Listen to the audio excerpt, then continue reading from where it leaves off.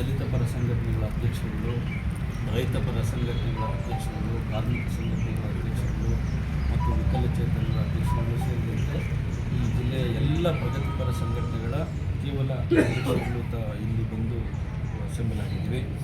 ಎಲ್ಲರೂ ಈಗಾಗಲೇ ಒಂದು ಗಂಟೆಗಳಿಂದ ಚರ್ಚೆಯನ್ನು ಮಾಡಿದ್ವಿ. ಏನು ತಾವು ಒಂದು ಆದೇಶವನ್ನು ಮಾಡಿದಿರಿ, ಇದು ಸಂವಿಧಾನ ಬಾಹಿರವಾಗಿದೆ. ನಿಮ್ಮ ಅದಕ್ಕೆ ಕೊಟ್ಟಂಥ ಉತ್ತರವನ್ನು ಸಹ ನಾವು ಗಮನಿಸಿದ್ವಿ. ಆದರೆ ಈ ಕೋಲಾರ ಮತ್ತು ಚಿಕ್ಕಬಳ್ಳಾಪುರ ಜಿಲ್ಲೆಗಳು ಹೋರಾಟಕ್ಕೆ ತವರೂರಿದ್ದ ಹಾಗೆ. ಆಮೇಲೆ ಎಲ್ಲ ದಲಿತ ಪರ ಹೋರಾಟಗಳನ್ನು ಹುಟ್ಟಾಕಿದ್ದು ಈ ನೆಲದಿಂದ, ರೈತ ಪರ ಹೋರಾಟಗಳನ್ನು, ಭೂಮಿ ವಸತಿ ಹೋರಾಟಗಳನ್ನು ಹುಟ್ಟಾಕಿದ್ದು ಈ ನೆಲದಿಂದ. ಈ ಹೋರಾಟಗಾರರು ಭಾಳ ಸಂವಿಧಾನದ ಚೌಕಟ್ಟಿನಲ್ಲಿ ಅನೇಕ ಹೋರಾಟಗಳನ್ನು ಮಾಡಿದ್ದಾರೆ. ಅದರ ಹಿನ್ನೆಲೆಯನ್ನು ನೋಡಿದರೆ ಇಡೀ ಕರ್ನಾಟಕದಲ್ಲಿ ಯಾವ ಜಿಲ್ಲೆಗಳಲ್ಲೂ ಆಗದೇ ಇರತಕ್ಕಂಥ ಹೋರಾಟಗಳು ಮತ್ತು ಅದಕ್ಕೆ ಪರಿಹಾರಗಳನ್ನು ಕಂಡುಕೊಳ್ಳುವಲ್ಲಿ ಈ ಅವಿಭಜಿತ ಕೋಲಾರ ಚಿಕ್ಕಬಳ್ಳಾಪುರ ಜಿಲ್ಲೆಗಳು ಯಶಸ್ವಿಯಾಗಿದ್ದಾವೆ. ಆ ನಿಟ್ಟಿನಲ್ಲಿ ಏನು 10 ದಿನಗಳ ಒಂದು ಕಾಲಾವಕಾಶಕ್ಕೆ ನಾವು ಮಾಡಬೇಕು ಅಂತ ಹೇಳಿದಿರಿ, ಅನೇಕ ಸಾರಿ ಹೋರಾಟಗಳು ಎಲ್ಲಿ ಅಚಾತುರ್ಯ ನಡೀತದೋ ಆ ಕ್ಷಣದಲ್ಲಿ ತೀರ್ಮಾನ ಆಯ್ತವೆ.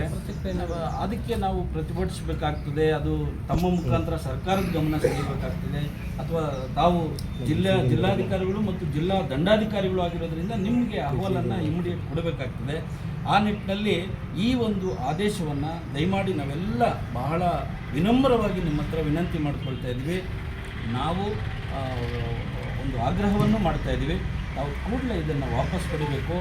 ಏನಾದರೂ ಇಲ್ಲಿ ಮಾಡುವಂಥ ಸಂದರ್ಭದಲ್ಲಿ ತಾವು ಹೇಳಿದ್ರಿ 2-3 ಸಂಘಟನೆಗಳು ಒಂದೇ ಸಾರಿ ಬಂದರೆ ಅದಕ್ಕೆ ಅನ್ನುವಂಥದ್ದು. ಒಂದು ವೇಳೆ ಬಂದರೆ ಅವರವರ ಅಹವಾಲನ್ನು ಅವರು ಮಾಡ್ತಾರೆ, ಅವರವರ ಅಹವಾಲನ್ನು ತಮಗೆ ಕೊಡ್ತಾರೆ, ಅವ್ರ ಪಾಡಿಗೆ ಅವರು ಹೋಗ್ತಾರೆ. ಅದಕ್ಕೆ ತಾವು ಏನು ಒಂದು ಸರ್ಕಾರದಿಂದ ಪರಿಹಾರವನ್ನು ಕಂಡುಕೊಡಬೇಕು, ಅಥವಾ ಅದಕ್ಕೇನಾದ್ರು ಯಾವ ರೀತಿ ಸರ್ಕಾರದ ಕಡೆಯಿಂದ ಒಂದು ಪರಿಹಾರಗಳನ್ನು ತಂದುಕೊಡಬೇಕು, ಅದರ ಕಡೆಗೆ ತಾವು ಗಮನ ಕೊಟ್ಟು ಮಾಡಿಕೊಡ್ತಾ ಸಾಕು ಅಂತ ನಾವು ವಿನಂತಿ ಮಾಡ್ತಾಯಿದ್ವಿ. ದಯಮಾಡಿ ಇವತ್ತು ಎಲ್ಲರೂ ಭಾಳ ಪ್ರೀತಿಯಿಂದ ಗೌರವದಿಂದ ತಮಗೆ ಈ ಒಂದು ಪತ್ರವನ್ನು ಕೊಡ್ತಾ ಇದ್ದೀವಿ. ದಯಮಾಡಿ ಇದಕ್ಕೆ ಸಾನುಕೂಲವಾಗಿ ಸ್ಪಂದಿಸ್ತೀರಿ ಅಂತೇಳಿ ನಾವೆಲ್ಲ ತಮ್ಮಲ್ಲಿ ವಿನಂತಿ ಮಾಡ್ತಾಯಿದ್ದೀವಿ.